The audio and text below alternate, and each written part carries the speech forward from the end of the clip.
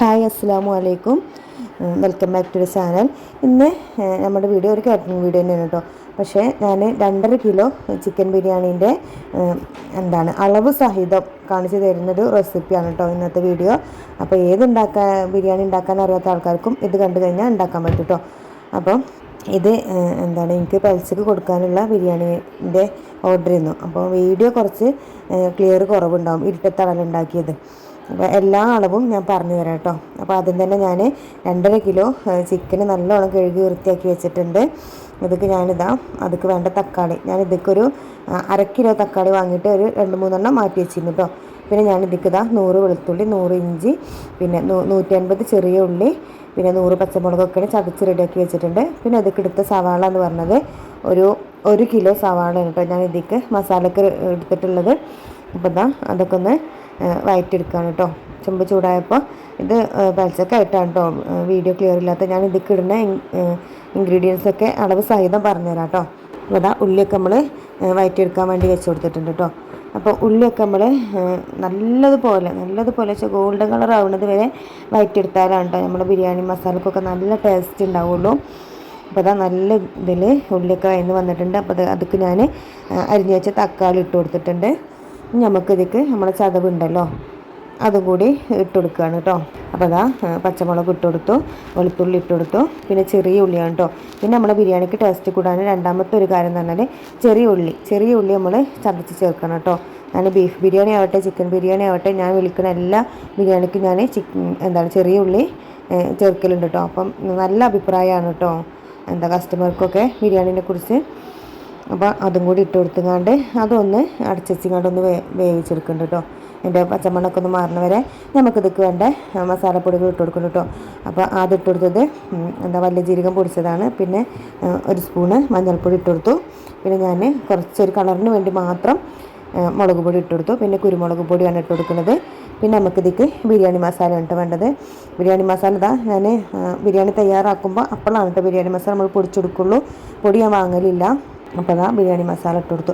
പിന്നെ പച്ചമുളകിൻ്റെയും കുരുമുളകിൻ്റെയും എരിവാണ് കേട്ടോ നമുക്ക് ബിരിയാണിക്ക് വേണ്ടത്. മുളക് പൊടി പിന്നെ ഞാൻ കുറച്ചൊരു സ്പൂൺ ഇട്ട് കൊടുത്തിട്ടുള്ളൂ കേട്ടോ.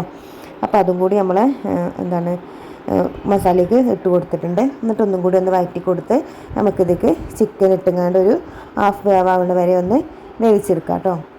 ഹാഫ് വേവ് വരെ വേവിച്ചെടുത്താൽ മതി. ബാക്കി നമ്മൾ ദമ്മ് കടന്നുങ്ങാണ്ട് വെന്തോളൂ കേട്ടോ. പിന്നെ നമുക്കിതിക്ക് പുളിക്ക് ആവശ്യമായിട്ടുള്ള തൈരും കൂടി ഒഴിച്ച് കൊടുത്തിട്ടുണ്ട്. പിന്നെ മല്ലിച്ചപ്പ്, പുതിന, കറിവേപ്പിൻ്റെ ഇല അതും കൂടി ഇട്ട് കൊടുത്തിട്ടുണ്ട് കേട്ടോ. എന്നിട്ട് ഒന്നും കൂടി ഒന്ന് മിക്സാക്കി കൊടുക്കുന്നുണ്ട്. അപ്പോൾ നമ്മളെ ചാനൽ ഇതുവരെ സബ്സ്ക്രൈബ് ചെയ്യാതെ കാണുന്ന കൂട്ടുകാരുണ്ടെങ്കിൽ സബ്സ്ക്രൈബ് ചെയ്യുക കേട്ടോ. നല്ല വീഡിയോസ് ഉണ്ടാവും നമ്മുടെ ചാനലിൽ. അപ്പോൾ വീഡിയോ ഒക്കെ ഇഷ്ടമായാൽ ലൈക്ക് ചെയ്യുക, മറ്റുള്ള കൂട്ടുകാർക്കോ ഫാമിലിക്കൊക്കെ ഷെയർ ചെയ്ത് കൊടുക്കുക കേട്ടോ. അപ്പോൾ നമ്മളെ മസാല റെഡി ആയിട്ടുണ്ട്. അപ്പോൾ ഞാൻ മസാല അടുപ്പത്തു നിന്ന് മാറ്റി കൊടുത്തിട്ട് അരി തിളപ്പിച്ച് വിട്ടെടുക്കാനുള്ള വെള്ളം വെച്ച് കൊടുത്തിട്ടോ. അപ്പോൾ വെള്ളമൊക്കെ തിളച്ച് വന്നിട്ടുണ്ട്. അപ്പോൾ അതൊക്കെ ഞാൻ ആവശ്യത്തിനുള്ള ഉപ്പിട്ട് കൊടുത്തു. ഉപ്പ് പറയുമ്പോൾ കുറച്ചൊന്ന് മുന്നിട്ട് നിൽക്കണം കേട്ടോ, എന്നെങ്കിലാണ് നമ്മൾ റൈസിക്കൊക്കെ ഉപ്പ് പിടിക്കുള്ളൂ കേട്ടോ. പിന്നെ അതൊക്കെ ഞാൻ മല്ലിച്ചപ്പ്, പുതിന കുറച്ചിട്ട് കൊടുത്തിട്ടുണ്ട്. പിന്നെ കുറച്ച് ക്യാരറ്റ് ഇട്ട് കൊടുത്തിട്ടുണ്ട്. പിന്നെ നമ്മൾ ബിരിയാണി മസാല, പൊടിക്കാത്ത ബിരിയാണി മസാല കുറച്ചിട്ട് കൊടുത്തിട്ടോ. അപ്പോഴാണ് കേട്ടോ നമ്മൾ റൈസൊക്കെ നല്ല ഫ്ലേവർ ഉണ്ടാവുക. അപ്പോൾ റൈസൊക്കെ വെന്ത് വന്നിട്ടുണ്ട്. അപ്പം അരി ഇട്ടിടാൻ വേണ്ടിയിട്ട് ഞാൻ ഈ മസാല റൈസും കൂടി ഒന്നാവാതിരിക്കാൻ വേണ്ടിയിട്ട് ഒരു വാഴയിൽ വെച്ച് കൊടുത്തിട്ടുണ്ടായിരുന്നു.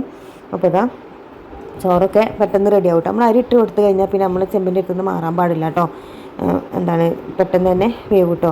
പിന്നെ ഞാൻ ഈ ബിരിയാണിക്ക് എടുത്തിരുന്നത് ജോക്കർ പറഞ്ഞ അരിയാണ് കേട്ടോ. നല്ല അരിയാണ്, ചെറിയ അരിക്കാരം, പക്ഷെ നല്ല മായ ഉണ്ടാവും കേട്ടോ നമ്മൾ റൈസൊക്കെ. അപ്പോൾ ആദ്യത്തെ ട്രിപ്പ് ഞാൻ ഇതിലേക്ക് ഇട്ട് കൊടുത്തിട്ടുണ്ട്. മസാലേൻ്റെ മേലേക്ക് നമ്മൾ റൈസ് ഇട്ട് കൊടുത്തിട്ടുണ്ട്. അതൊക്കെ ഞാൻ കുറച്ച് സൺഫ്ലവർ ഓയിലും പിന്നെ കുറച്ച് 6 kg നെയ്യും കൂടി ഒഴിച്ച് കൊടുക്കുന്നുണ്ട് കേട്ടോ. നമുക്ക് ഇതിൻ്റെ മേലെ അണ്ടിപ്പരിപ്പ്, മുന്തിരി, സവാളൊക്കെ ഫ്രൈ ചെയ്തത് ഇട്ട് കൊടുക്കാം കേട്ടോ. അത് ഞാനിപ്പോൾ ഇട്ട് കൊടുത്തിട്ടില്ല. പിന്നെ രണ്ടാമത്തെ ലെയർ റൈസും കൂടി ഞാൻ ഇട്ട് കൊടുത്തിട്ടുണ്ട്. ഇതിൻ്റെ മേലേക്കാണ് കേട്ടോ ഞാൻ അണ്ടിപ്പരിപ്പ്, മുന്തിരി, സവാളയും ഫ്രൈ ചെയ്ത് വെച്ചത് ഇട്ട് കൊടുക്കുന്നുണ്ട്. പിന്നെ 6 kg നെയ്യ് ഞാനിതിക്ക് 100 kg നെയ്യാണ് കേട്ടോ എടുത്തിട്ടുള്ളത്. പിന്നെ സൺഫ്ലവർ ഓയിൽ എടുത്ത അളവ് വെച്ചാൽ 200 ഗ്രാം ഓയിലും എടുത്തിട്ടുണ്ട് കേട്ടോ. സൺഫ്ലവർ ഒഴിക്കാൻ പാടുള്ളൂ കേട്ടോ, പാം ഓയിൽ ഒഴിക്കാൻ പാടില്ല കേട്ടോ. അപ്പോൾ എന്നിട്ട് നമ്മൾ കണ്ണിലൊക്കെ വെച്ച് ദം ചെയ്ത് എടുത്തിട്ടുണ്ട് കേട്ടോ. അപ്പോൾ നമ്മളെ ബിരിയാണി ഇവിടെ റെഡി ആയിട്ടുണ്ട്.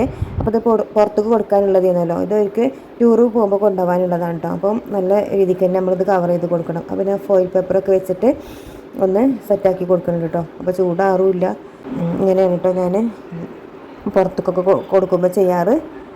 പിന്നെ നമ്മളിതിക്ക് അച്ചാറും പിന്നെ തൈരും കൊടുക്കും കേട്ടോ. അതൊക്കെ റെഡിയാക്കി വെച്ചിട്ടുണ്ടായിരുന്നു. അതിൻ്റെ വീഡിയോ ഒന്നും ഞാൻ ഇതിൽ ഉൾപ്പെടുത്തിയിട്ടില്ല കേട്ടോ, അതിൻ്റെ കൂടെ കൊടുക്കുന്നതാണത്. അപ്പോൾ നമുക്കിന്ന് വേറെ ഉണ്ടായിരുന്നു. ഇതിക്ക് രാവിലേക്ക് ബ്രേക്ക്ഫാസ്റ്റിനുള്ള ഇഡ്ഡലിയും സാമ്പാറും ഉണ്ടായിരുന്നു, ചായ ഉണ്ടായിരുന്നു, ഇതൊക്കെ ഇതിൻ്റെ കൂടെ ഉണ്ടായിരുന്നു കേട്ടോ. അപ്പോൾ അതാ ഇത് കൊണ്ടുപോകാൻ വേണ്ടിയിട്ട് വണ്ടിയൊക്കെ വന്നു, വണ്ടിയിലൊക്കെ വെച്ച് കൊടുത്തു കേട്ടോ. അപ്പോൾ അതാ ഇന്നത്തെ കാറ്ററിംഗ് വീഡിയോ നിങ്ങൾക്ക് ഇഷ്ടമായി വിചാരിക്കുന്നു. വീഡിയോ ഇഷ്ടമായിരിക്കണമെങ്കിൽ മസ്റ്റായിട്ട് നമ്മുടെ ചാനലൊന്ന് സബ്സ്ക്രൈബ് ചെയ്തുകൊണ്ട് ഇന്നൊന്ന് സപ്പോർട്ട് ചെയ്യുക കേട്ടോ. ലൈക്ക് ചെയ്യുക, ഷെയർ ചെയ്ത് കൊടുക്കുക, വീണ്ടും ഞാൻ പറയാണ്. അപ്പോൾ അതാ അടുത്ത വീഡിയോയിൽ കാണാം. Thank you for watching.